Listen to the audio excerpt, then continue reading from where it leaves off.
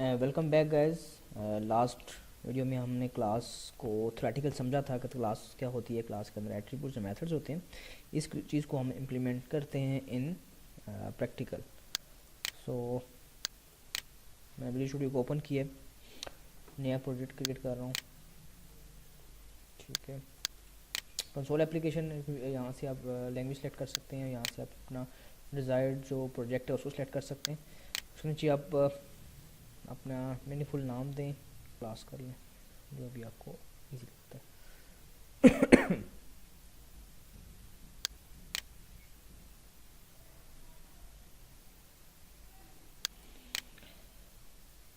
ठीक है जी, तो ये आपके पास एक कोड आ गया जो कि बिल्ट इन कोड है, जो कि आपको डॉट नेट फ्रेमवर्क आपको प्रोवाइड करता है।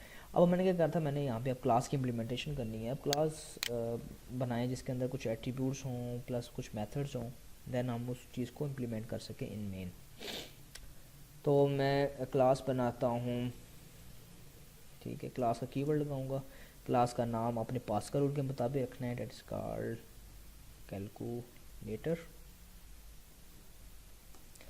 ठीक है जी, मैंने क्लास आपको यहाँ डिफाइन कर दी है। बस ये मेक श्योर क्या करें, जो ब्रैकेट आप स्टार्ट करें उसको बंद लाजमी करें उसी वक्त ही, ताकि आपका जो कोड है वो डिस्टर्ब ना हो, बाकी जो जितनी ब्रैकेट्स हैं उसमें डिस्टर्ब ना आए उसमें, क्योंकि काफ़ी ऐसे एरर भी होते हैं जो ब्रैकेट्स की वजह से आते हैं। तो जो भी आप क्लासेस बनाएं या मेथड्स बनाएं, उसकी ब्रैकेट स्टार्ट जो कर रहे होते हैं फ़ौरन उसकी बंद कर दें ब्रैकेट। अच्छा, क्लास है, अब इसके अंदर मैंने कोई एट्रीब्यूट बनाने, मैं कहता हूँ कि ये एक क्लास है जिसके अंदर दो एट्रीब्यूट्स होने चाहिए और दो मेथड्स हों। कौन कौन से मेथड्स हों? एक ऐड का मेथड हो और एक डिस्प्ले का मेथड हो। ठीक है, अब मैं जी पहले दो एट्रीब्यूट्स बना लूँ, private int first number, this is my first attribute, then int second number. ठीक है, अब दो मेथड्स हैं, पब्लिक, एक मैं डिस्प्ले कराने के लिए यूज़ कर रहा हूँ,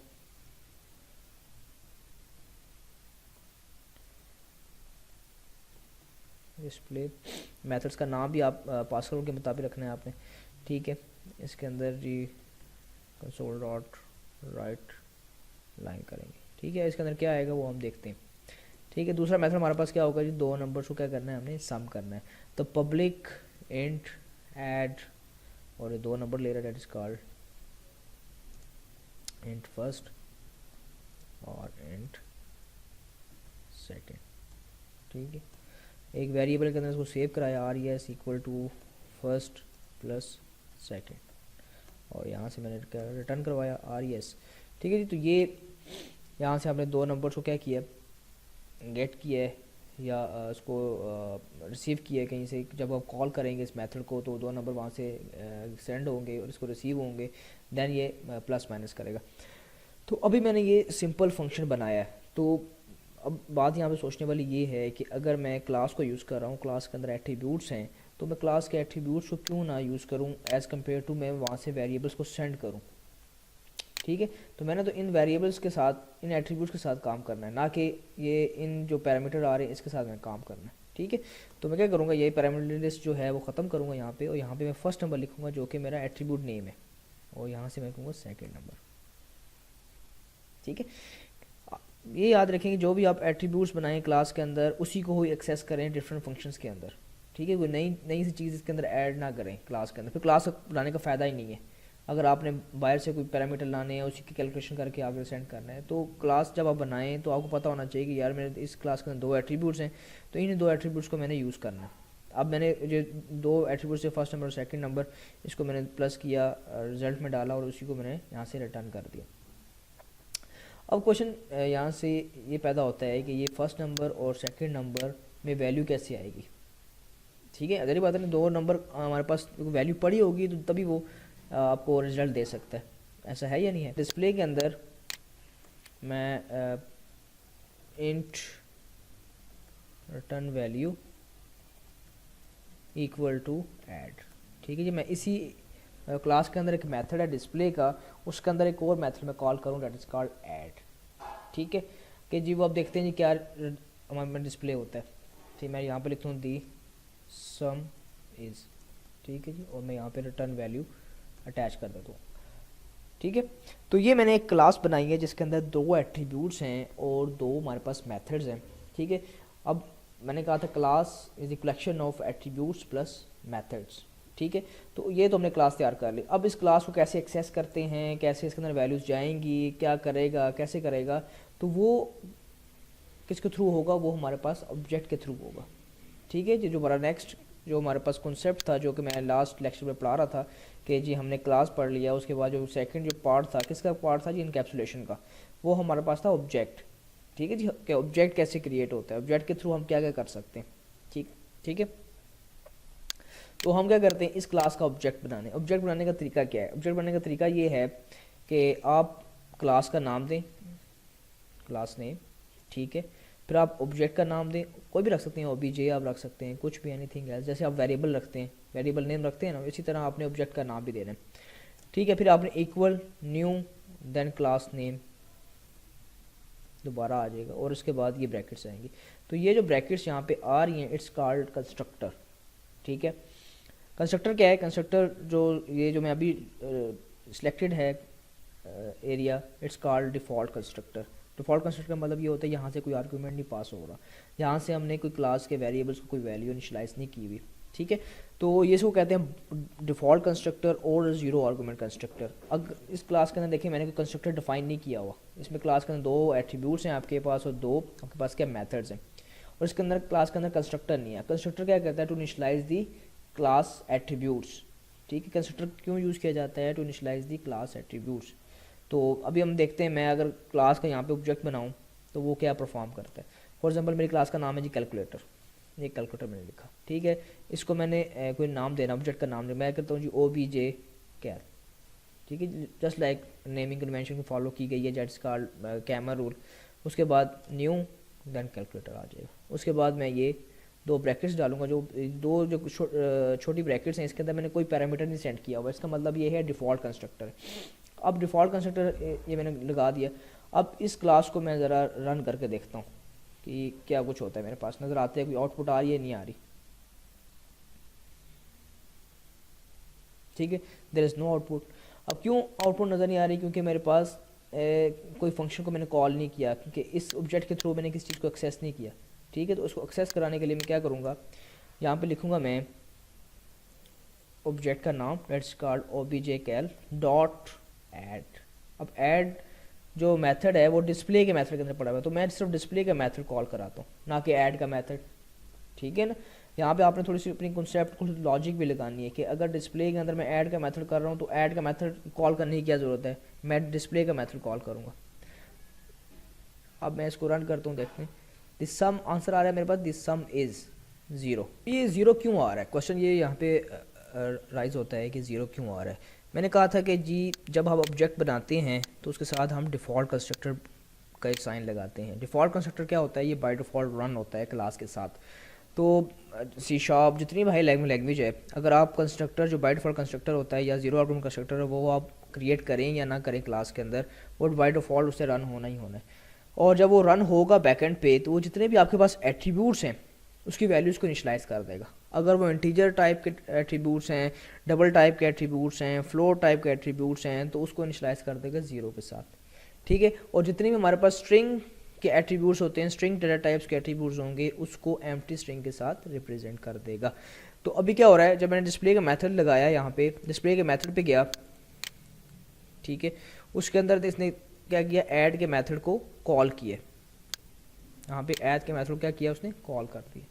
जब ऐड के मेथड कॉल किया है तो ऐड के मेथड के अंदर गए हैं, जब ऐड के मेथड के अंदर गए तो फर्स्ट नंबर और सेकंड नंबर, जो फर्स्ट नंबर और सेकंड नंबर था, इन दोनों में क्या पड़ा हुआ था, वैल्यू ज़ीरो पड़ी हुई थी। तो ज़ीरो प्लस ज़ीरो आंसर क्या आया, ज़ीरो। तो यहाँ से रिटर्न क्या होगा, ज़ीरो रिटर्न होगा। और जो आपके पास कंसोल और राइट लाइन के ऊपर जो लिखा हुआ है द सम इज़, वो आंसर आएगा ज़ीरो। तो इसका मतलब ये है कि हम क्लास के कंस्ट्रक्टर को यूज़ करते हुए उस क्लास के जो एट्रीब्यूट हैं वो हम इनिशियलाइज करवा सकते हैं, ठीक है।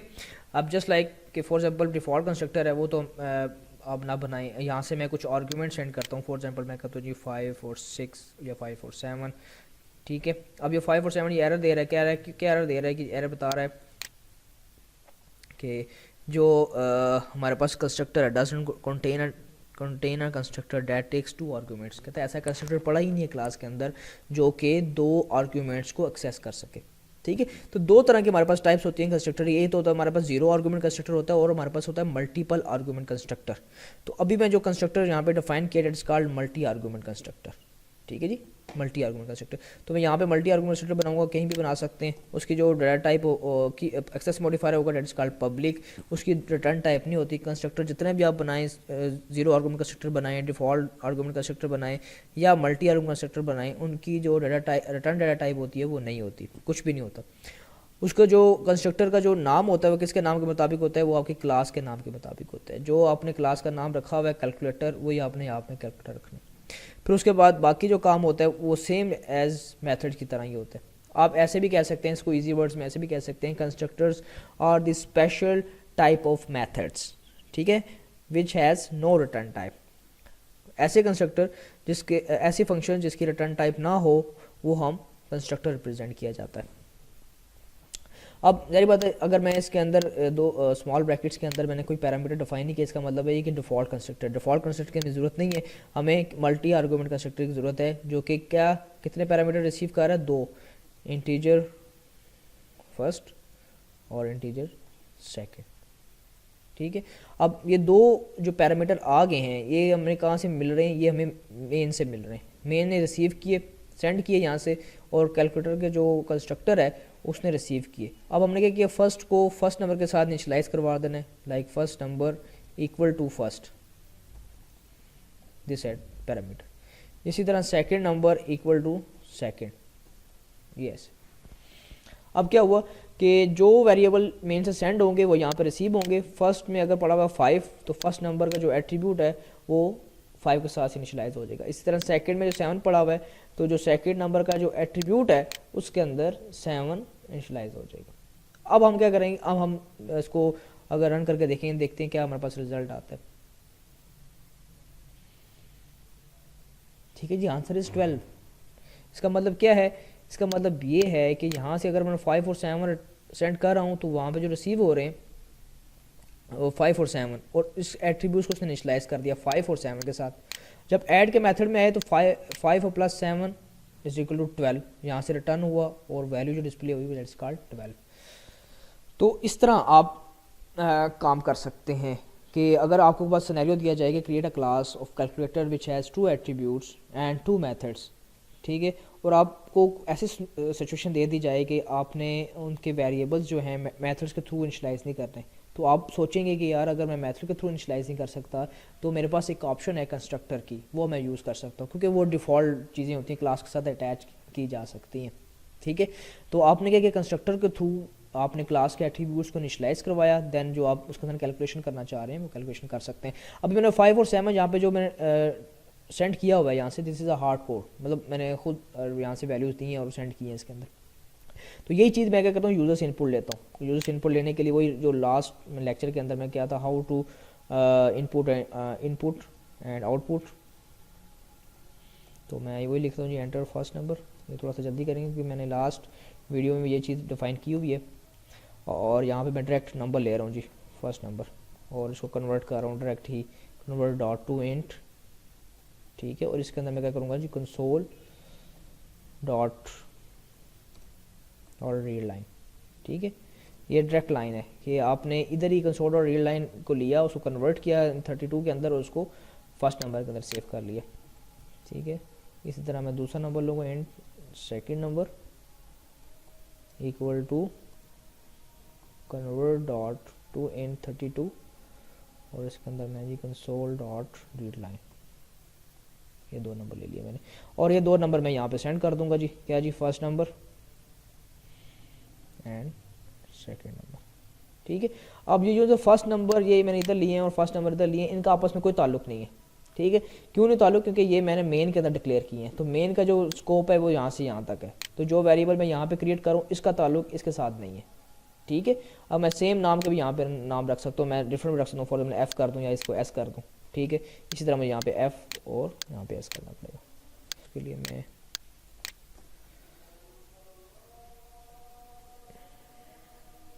सेकंड नंबर, ठीक है जी, 6 एंड 8, दिस सम इज़ 14।